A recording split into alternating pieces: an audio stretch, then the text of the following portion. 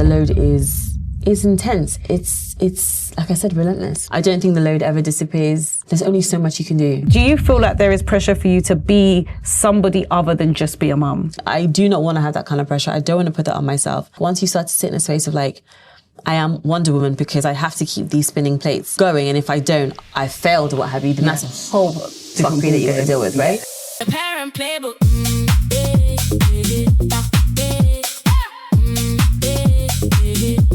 The Parent Playbook. Hey everyone, and welcome to the Parent Playbook by Tribe. This is a space for real conversation. It's about parenting, but also about careers. You know, we're not trying to give you a highlight reel. We're trying to give you some type of authenticity. There'll probably be a few swear words. So if you move the small children out of the way, there's no manual, there's no instructions. We just have the purple print. And today I'm joined by an amazing guest. Absolutely amazing. Her name is Rachel. Hello. Thank you so much for coming. Of course, thank you so much for having me. How are you? We should have a studio audience. Go, Jerry. Listen. Go, Jerry. Go, Jerry. I'm ready. I'm ready. I'm ready. Talk about. No, thank you so much for coming. Would you like to do an introduction and tell people who you are and what it is you do? Okay, who am I? I don't know why I struggle with this question, but here we go. So, hi, I'm Rachel Addo. I'm the host of a podcast called Milk and Mommies, and that's a podcast that's centered around motherhood, creativity, being an entrepreneur, running a business, anything that sits in that space, and how you're handling the juggle of motherhood. That's kind of what I delve into.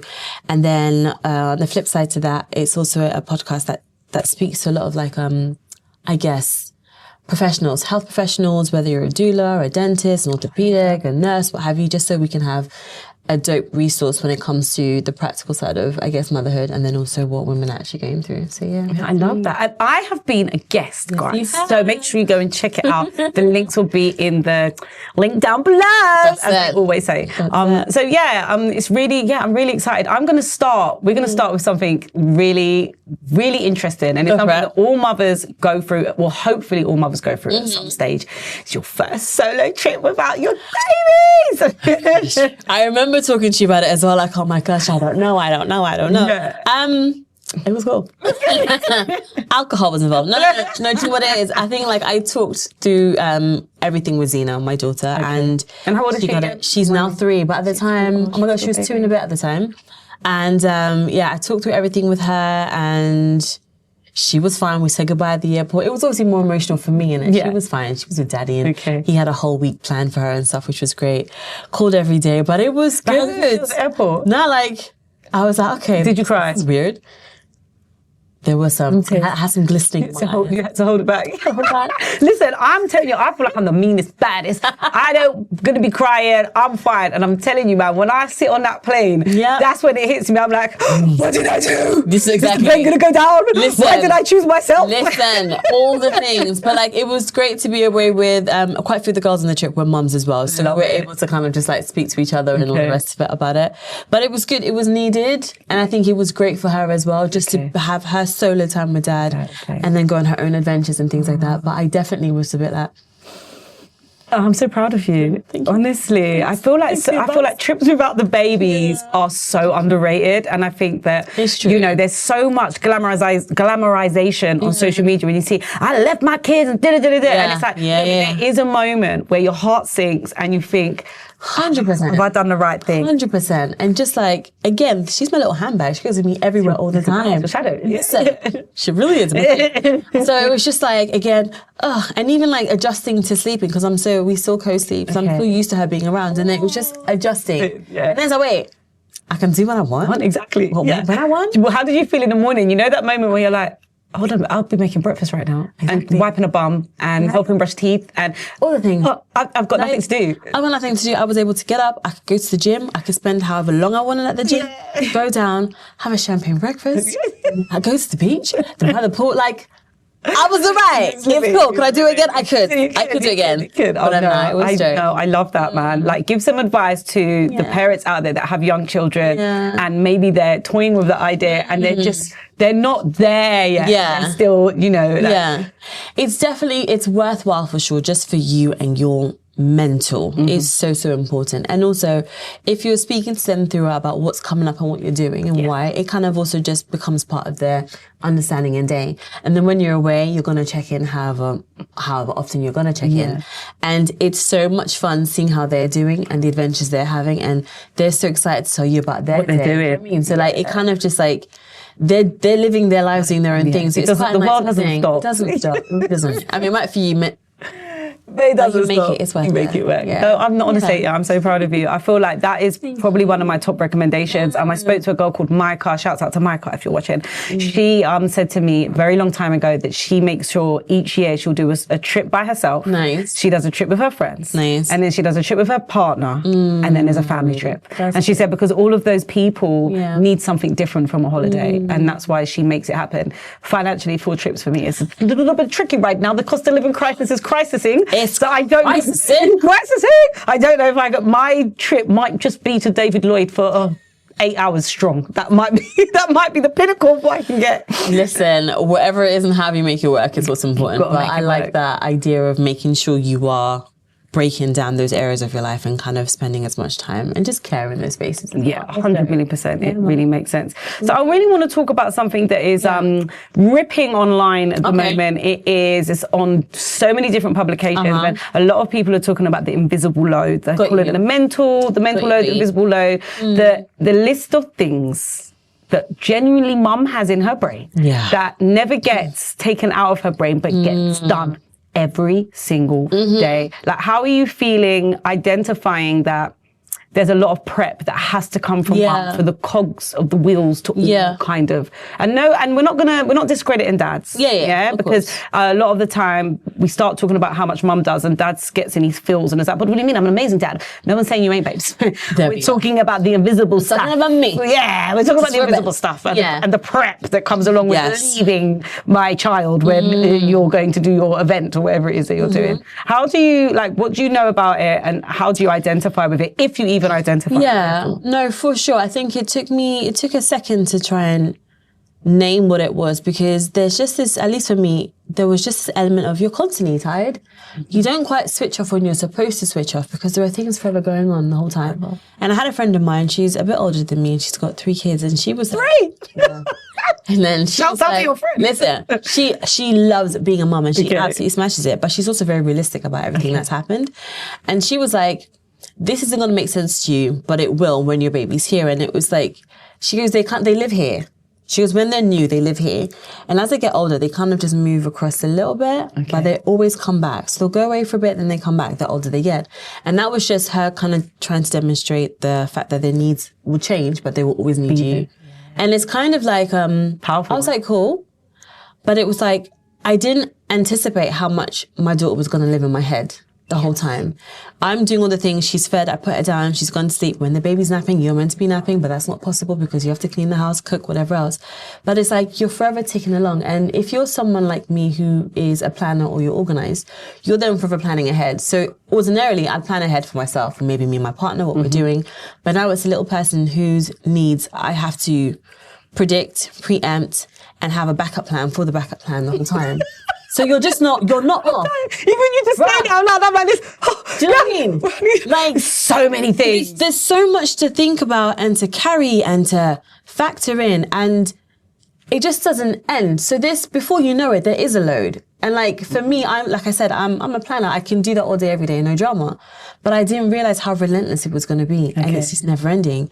And that's when I think I began to understand, okay, this is actually a load on me. Yeah. And I'm not able to give this to anybody else. Yeah, because no one can step in there. No one can. And even if they do, you're still just double checking or triple checking or whatever else. Or if someone's going to do things in their own way, that's cool. But it's possible, and also probably quite likely, that their own way of doing stuff may create an extra bit of work for you to do. Yeah. You know. Do you know what it is that you sounded like you're saying it in a really nice way? They're just going to fuck some shit up. And then you're going to have to go in and get the magic wand and be like... Do you know what I mean? I feel like this is why a lot of mums just say, just let me do it myself. Yeah, that. And that just doesn't help though. Exactly. Like it doesn't so help. there's this element of having to let go. Let go and let God. And just let that be the situation that happens.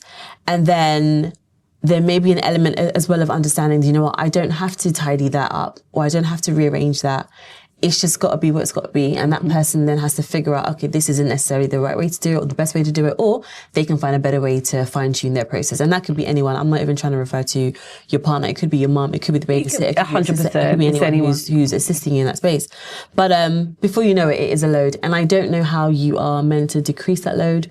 I don't think the load ever disappears. I definitely think the load increases. Yeah. And I think that when you are a naturally organized person, it's probably harder in some respects, because I think free flowing, it's just free flowing. Yeah. But when you're organized, just before your head hits that pillow, you're thinking my body can rest. But the brain just starts thinking about the morning and I could have just put that extra wash. There's just so many things. And then planning for the next day. And then if you're someone who's a creative, you're also bubbling away on the next dream or the next project or the next thing that you have to balance or fix or do. Absolutely. So it's like you're not quite compartmentalizing, but you are.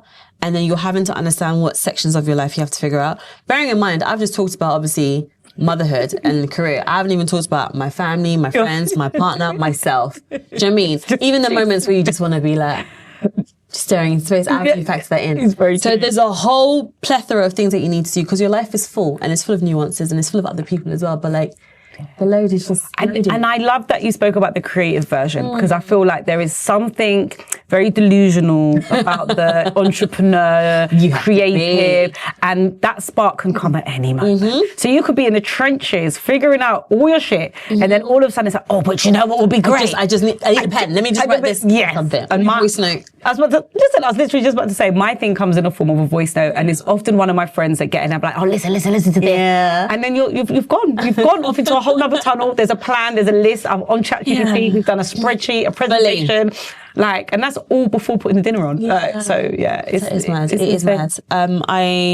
I'm sure there are ways to cope with this, and I'm sure there are better ways to cope with it. And I'm sure the longer you are in motherhood, whether you have one kid or more, I'm sure there are ways in which you find to cope. But the load is intense. It's like I said, relentless, and that's the bit that I think you forget, or I think people need to remember to give themselves grace about, because there's only so much you can do. There is only so much you can do. There really is, before you break or you snap. And this is why I think a lot of mums end up suffering burnout, because it's just a relentless roller coaster of things. Yeah. And then there's no time to identify that you're actually on this roller coaster of things that's just in your brain. And then all of a sudden we've exploded. There we go. And it's also the thing of, when you do decide to carve out dedicated time for yourself, navigating that and understanding if you feel guilty about it or not. And if you don't feel guilty about it, should you be feeling guilty about it? All that kind of nonsense. The guilt and the not guilt. Right?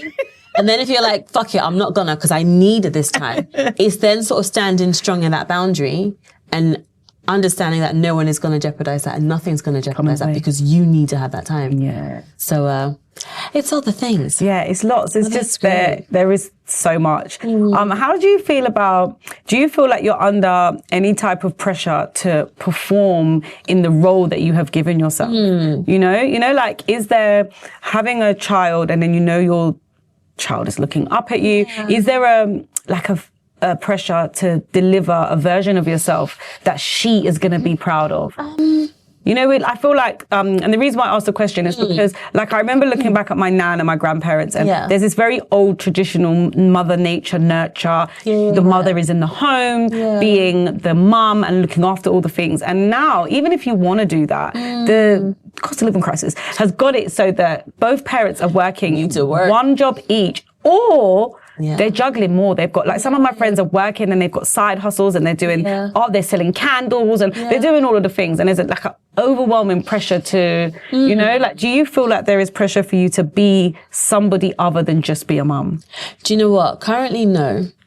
And I think it's important for her to see the reality of life. This is what it looks like when dad goes to work, what he does, what I'm like at home, and then vice versa when I'm at work and he's at home, and this is what we're doing.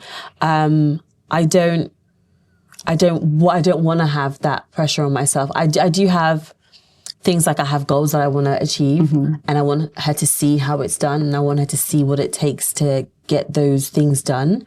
I have that, and I want her to witness that. And she also acts as a reminder for me, like, this is why I do something. Yeah. But I haven't I mean, hey, who knows? Maybe it's yet to come. But I don't. I mean, anything's possible. I mean, but like, I don't sit in a space of like, shit, I must show up like this, right? Yeah. Like, because again, that's not realistic. And wherever I'm epic, I'ma highlight that and I'ma say it. And then whenever this day is like, do you know what, baby girl? Mama's in her pajamas. It was like, it's a pajama kind of day. Do you know what I mean? Like, I definitely have those moments with her as well.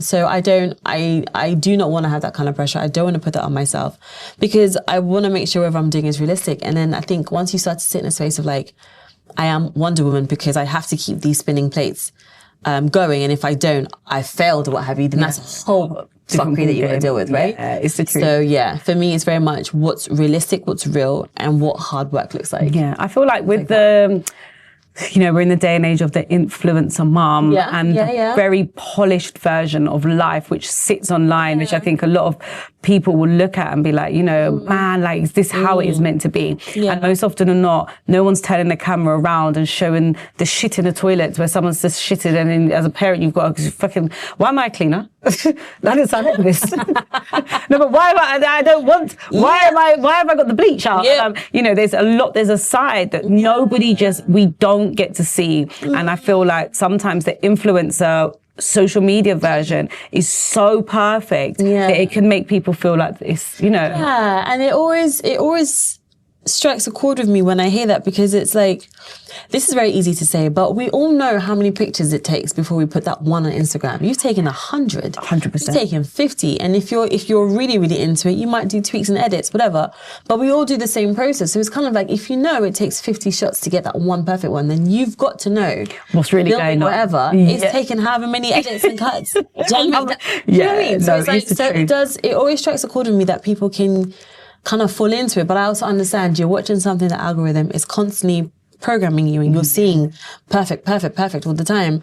But it's like, I really do appreciate the moms who are like, do you know what, this is real. And I've got to give a shout out to Ria Ellen, because she's very much like, I'm up, dressing gowns on, guess what? This is what we're going to talk about. And she's very straight about it. So it's nice seeing that there are loads of people who are taking that stance. Yeah, and doing the authentic version. I think it's good. For those who are sitting in the space of perfection, if that's your genuine daily life, amazing, go you. But I think for those of you who are having to work to curate that, I'm curious to see. I just can't see it. I'm not gonna lie. It's like I can't see like how it just looks like that full time. I cannot. But, the thing is, maybe it does. But if I mean, yo, if it does, maybe it does. And like, high five you. But like the ones who are curating it, for me, I'm just like, I don't know how long this is gonna last, bro. How long is this? And when it snaps, like, you're gonna be alright. Yeah, you know, it's the truth. It's the truth. Like, sometimes I look, I just feel like, you know, when you see like the version of Kim Kardashian's house, and you're like, she's got like 27 Christmas trees, and I was just like,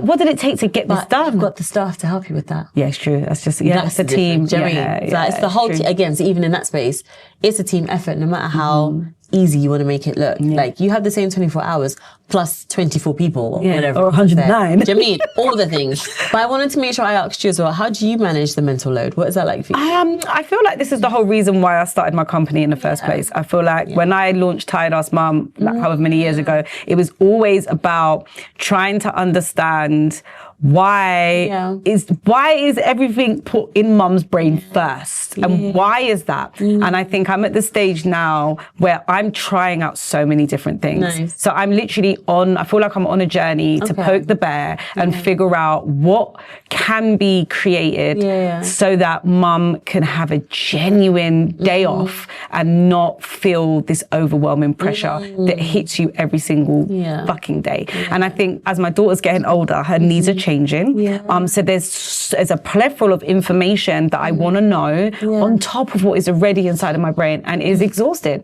Like, I've been trying to fundraise for my app. And it's relentless. There are young boys to age 22, 23, 25, and they're getting fundraised. They're getting millions for these apps that remind you how to drink water.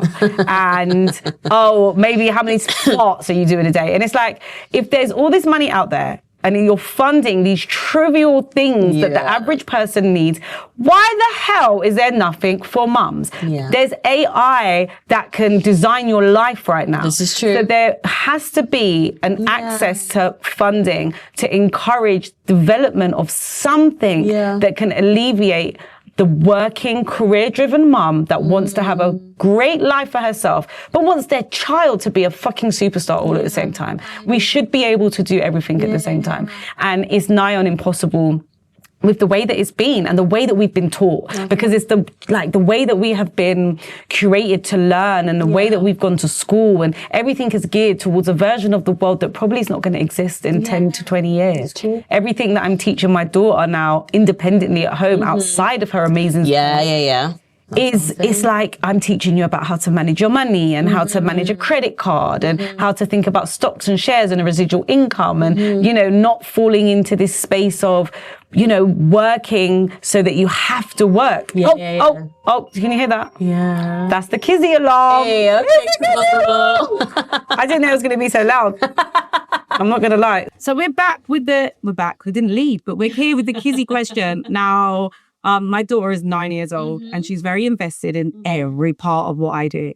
So when I told her I was doing the podcast, she said, "Oh, can you ask them a question from me, please?" Okay, question. So yeah, I didn't know if I was going to catch a stray with a question, but I think this question is a good question. So Kizzy's question is, what is your favorite hobby to do with your child or children?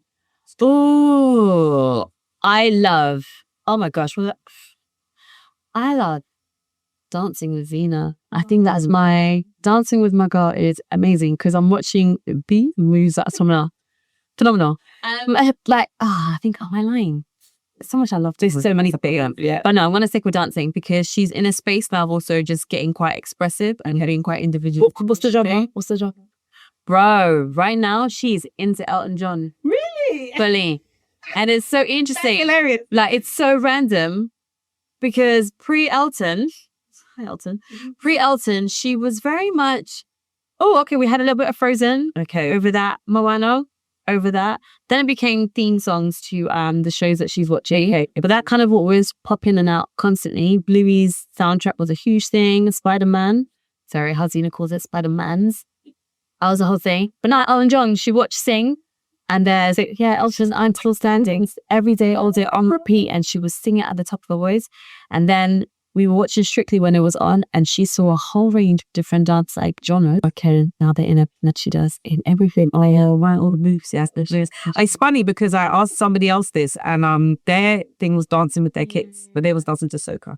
Hey, nice vibes. Yeah, guys, doing the soca. But yeah, it's nice, and I feel like what I'm getting is that parents like to do the most simplest things with their kids because you get to see their joy. Yeah. And when you watch your child just have fun out of just being with you, I feel like that's such a reward. Yeah.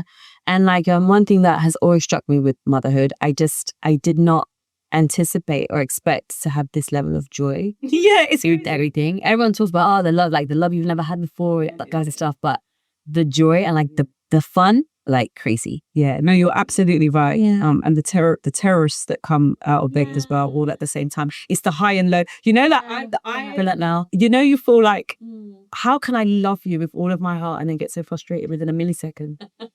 Just go and brush your teeth. That's my one. Just go and just brush your teeth. Why do you not want to brush your teeth? I don't understand. We're now entering that. And now we're kind of starting to really see the end of like, no. Why? And she can give you a reason why she's saying no. It doesn't matter. But she's giving you the reason. It's her version. So now we're starting to kind of enter that. So before that, everything was quite easy breezy. Now we're like, okay, she's arriving. She's arriving. Yeah. It comes and it changes so quickly. That 3-year-old turns into a 25-year-old in 2 years. You're like, the three-nager stage. But a friend of mine, her kid just turned 4, and she went, no, she's gone up a gear. So I was like, yeah, looking forward to it. But girls are amazing. I only have a girl, so I don't have the boy comparison. But I do see that there is a difference. She's epic, man. Yeah, and also I feel like it's a joy being able to look at yourself, and you're like, oh my God, I see myself and I see and that's why I really know that I laugh at my own jokes, because I find her hilarious, and then her dad said, yeah, but you find her hilarious because she's like you. Yeah, sorry. That's right. That is the reason why. So give me some advice for somebody that wants to start a podcast. They don't know where to start. Like what are your top tips? I'm torn between two. I was about to say, find your idea and get it on its feet.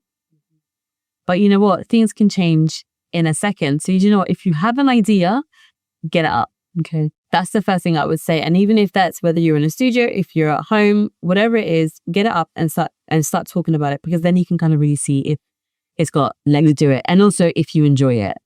And that's the thing. Because I think if you love it, people will get it. And that's how you find your tribe and your audience. Yeah, that's my first thing. So I think if you have an idea, go with it.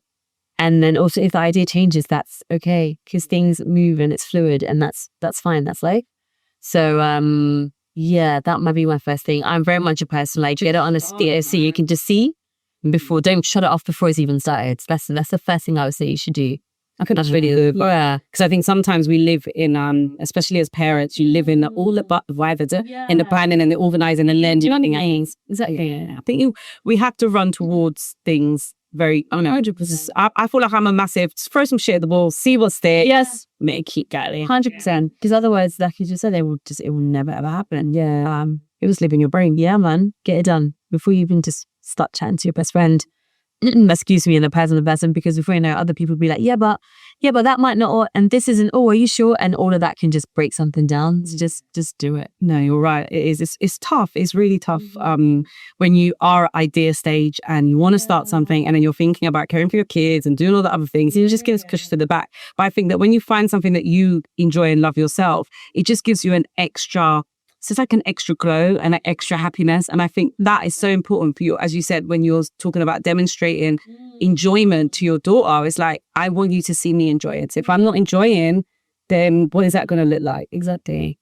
And I'm sure we've all been there before you found your dream job, or you're still trying to find a dream job. You're navigating those spaces where you're doing what you have to do. And sometimes that isn't fun, that isn't enjoyable. You have to wake up and drag yourself to work or drag yourself to the thing. So it's like, if you know what that feels like, imagine what you can feel up on the other side. Yeah, and you exactly what it's very epic, very epic.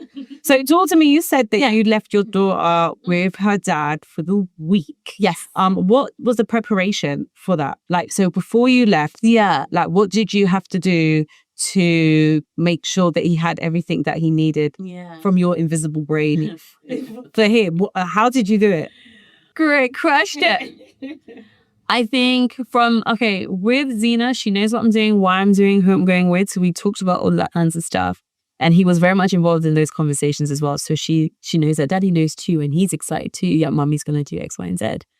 And then for him, I think I really tried to like, Rach, you're not going to be here.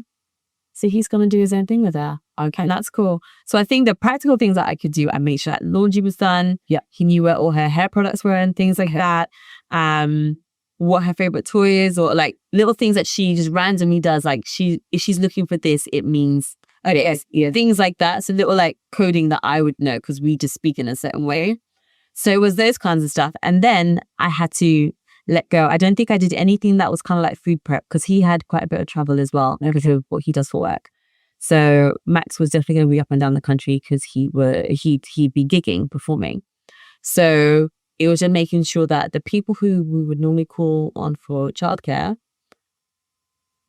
they were ready. And I wasn't going to do anything with that. I was going to leave him to it. But for me, and he knows this, for me, I was like, I'm leaving soon. You haven't called these people. Yeah, I'm leaving soon. You haven't arranged, man. You need to give them the heads up. They need it. I'm leaving soon. You haven't called this people. Okay, I have to just, guys, listen. So there was that. And but then I also had to like, okay, I'm going to have to stop because if he hasn't organized childcare, then he hasn't. No, he's trying to. So those are the little things I did. And then I think I tried. He'd have to confirm this. I was like, go forth, Father. Raise our child. On your own, you will do mighty things. I feel like I can't remember what I left Kizzy with your first time. Yeah. But I definitely am I'm very much, I feel like even though I'm not there, I feel like I'm still there. I've left a note, I've left a list, that everything is in, like, this is where the tennis stuff is, this is where the stage coach is, and she has chess, and this is the after school club, and and this is, just so that she has everything and everybody knows. And I feel like I do that because I just don't want the phone call. Okay, don't bring me and ask me where the goggles are, please, guys. He's on the list. It's in the bag in the car. I preempted. We got separate. She has separate bags for everything. God, no, like, so I don't even like now. Get it out there. Yeah. So I'm like the stagecoach bag and the swim bag, and then you have the tennis bag and the like athletics bag. Everything has a thing. The thing that we struggle with the most is the water bottle. Oh, the crisis of the water bottle, because you've left it here and it's there, and then mate, she's got no water. And again, this is just a mum thing, because I feel like her dad would just be like, I know this fine, just buy a bottle of water. Yeah, and I'm just like, maybe she needs water bottle. Maybe she needs water bottle. Yeah. And this is anal, because is it necessary? Is it really necessary? Yeah. Yeah. Is she gonna be thirsty because she doesn't have her water bottle? In my eyes, it's like, well, no, because things have to be the way they are.